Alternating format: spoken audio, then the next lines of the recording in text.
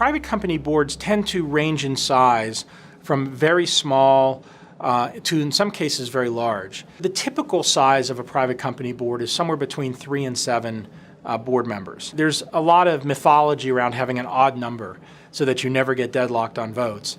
It turns out that because, especially with investors, the notion of how the votes actually work and who has what rights, that the odd or even number of board members tends to matter very infrequently. When you have 3 board members, you often have a founder, an investor, and an outside board member, or 2 founders and an investor, or 2 founders and an outside board member. You always want to have at least 1 outside board member. That's a really powerful thing because you need an independent board member that doesn't have either an ownership stake through a major investment in the company or an ownership stake through being a founder in the company. That allows you to deal with lots of situations where you need an independent vote, where you want somebody who's not directly involved in the economic outcome. This doesn't mean that they can't have any economics in it, but that their economics are minor and it's very easy for them to be viewed as an independent director. What you often see is boards, especially as they raise more money, they become very investor heavy. So you start off with a nice balanced board between investors and entrepreneurs, and all of a sudden you wake up one day and you've got 7 board members, the CEO, an outside board member, and 4 investors or 5 investors. Those are not particularly good boards in terms of balance because then they shift way too much towards investor engagement on the board versus acting like a true board that's helping the CEO and helping the leadership team. As an entrepreneur or a founder, you really want to try to maintain balance between the entrepreneurs and the investors. The best way to maintain that balance is to think about it as having a founder board member or a management board member for each investor board member, and then filling in the rest of the board with outside board members. It doesn't have to be exactly equal, but you want it to be a situation where there's plenty of balance around the table and different points of view being represented.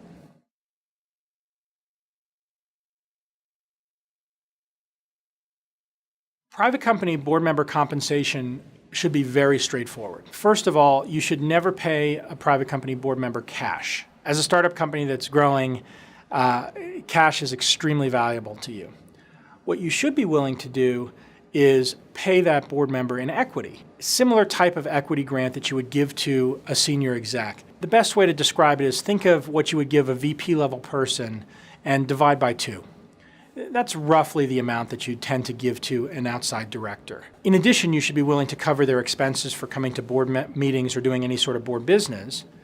And this is for outside directors. For VC directors, you should simply be willing to pay their expenses for coming to the board meetings, but they shouldn't get any additional equity for sitting on the board. The best way to enforce the 2 to 4 year board term is to create vesting of the stock that you're giving to that board member over that period of time. What I think is pretty typical is to have a 4-year board term, and let's say you're granting to that board member 0.5% or 1% of equity that's going to vest over that 4-year period. By having a 2 or 4 year vest on the stock, that gives you an endpoint at which to have the conversation with the board member. I'd like you to stay on the board for another 2 years. I'd like you to stay on the board for another 4 years. Here's another grant. Or the 4 years is up and I'd like to replace you with somebody else at this point.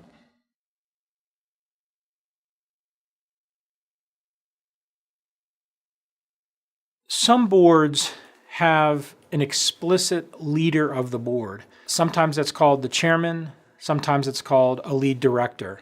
You as the CEO can enlist that lead director in helping manage the interactions between the other board members, in managing the time dynamics around the board meetings, in helping make sure that the important things get surfaced.